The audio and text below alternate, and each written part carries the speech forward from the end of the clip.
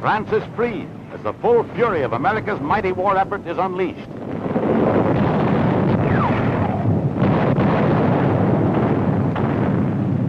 Shattered Nazi armies fall back in disorder and confusion, leaving fighting equipment in shell-torn towns as General Patton's Third Army dashes through France toward the Rhine.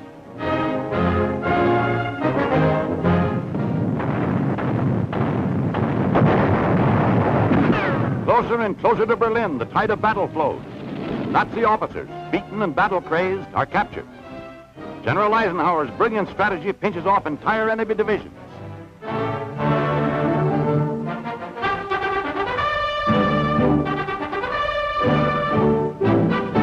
General Dwight D. Eisenhower, Commander-in-Chief of the Allied armies, triumphantly enters Paris.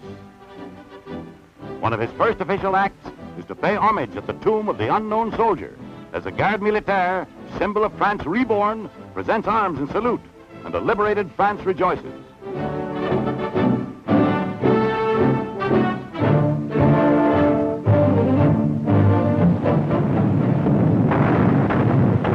An historic moment. The vanguard of the American army smashes to the Siegfried Line, invading Western Germany for the first time since Napoleon.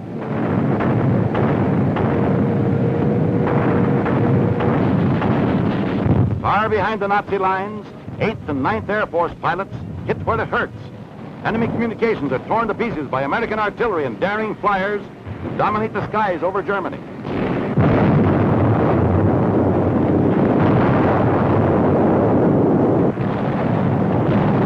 Aachen, first German city to be invaded by Allied armies. The Nazi garrison stubbornly refuses to surrender. The destruction of Aachen begins. The ancient capital of Charlemagne's empire is won street by street as the Yanks relentlessly press the attack. Finally, a signal surrender, and the city is taken. General Eisenhower, with characteristic simplicity, appears in the front lines to personally commend his GI Joes for exploits in battle. Now the weather begins to slow the attack. Rains and floods make progress increasingly difficult, bogging down heavy equipment, flooding city streets, and slowing up the Allied advance. The bitter cold and mounting snows handicap the Allied armies. Thus the weather becomes a major factor in determining when the Nazis can be beaten into unconditional surrender.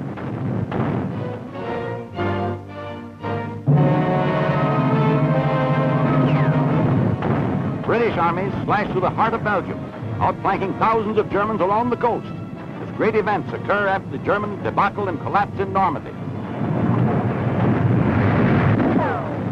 Brussels is taken, and in the Belgian capital, the fall of a hated symbol brings a new hope into the hearts of liberated nations.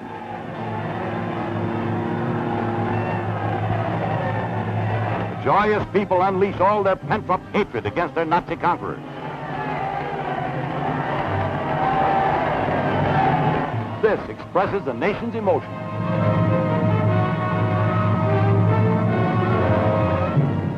A mammoth armada of C-47s and towed gliders disgorges the first Allied airborne army along the Rhine Delta.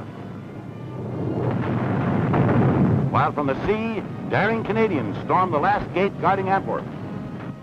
And other commando units drive inland toward Flushing to seize the Scheldt estuary.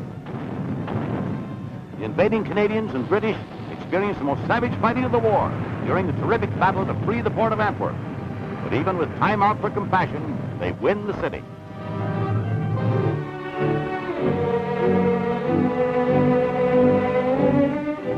A brief moment of peace. In St. Peter's at Rome, Pope Pius creates an historic occasion for Allied soldiers. The apostolic blessing for all, no matter of what creed. And as the Sedis Gestatoria moves slowly in recessional through the crowded aisle, men of every faith press forward to receive personal blessing and to touch the apostolic ring.